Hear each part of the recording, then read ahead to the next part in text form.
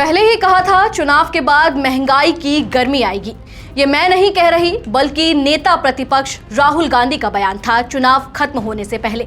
और आज मई का पहला दिन और जो दाम बढ़े हैं कमर्शियल सिलेंडर के, उससे हर कोई एक ही सवाल पूछ रहा है, क्या महंगाई को लेकर राहुल गांधी की भविष्यवाणी सच साबित हो रही है?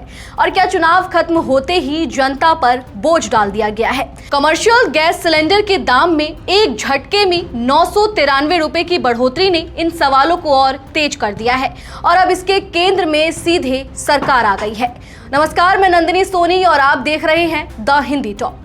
दरअसल लोकसभा में नेता प्रतिपक्ष राहुल गांधी ने पहले ही कहा था कि चुनाव के बाद महंगाई बढ़ेगी। अब इस बढ़ोतरी को उन्होंने अपनी बात का सबूत बताते हुए बीजेपी सरकार को घेरा है। उनका कहना है कि यह सिर्फ कीमत बढ़ाना नहीं बल्कि चुनाव का बिल है जो अब आम लोगों से वसूला जा रहा है। उन्होंने दावा किया कि फरवरी से अब तक कमर्शियल सिलेंडर 1380 रुपए तक महंगा हो चुका है, यानी करीब 81% का उछाल। राहुल गांधी ने सवाल उठाया कि जब चुनाव चल रहे थे तब कीमतें काबू में कैसे रही और जैसे ही चुनाव खत्म हुए अचानक इतनी बड़ी बढ़ोतरी क्यों कर दी गई। उन्होंने बीजेपी पर आरोप लगाया कि चुनाव के दौरान राहत दी जाती है और बाद में उसकी भरपाई जनता से की जाती है।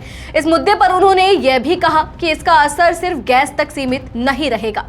चाय की दुकान, ढाबा, होटल, बेकरी और मिठाई की दुकानों का खर्चा बढ़ेगा, जिसका सीधा असर आम लोगों की थाली पर पड़ेगा। यानी महंगाई की यह मार धीरे धीरे हर घर तक पहुंचेगी।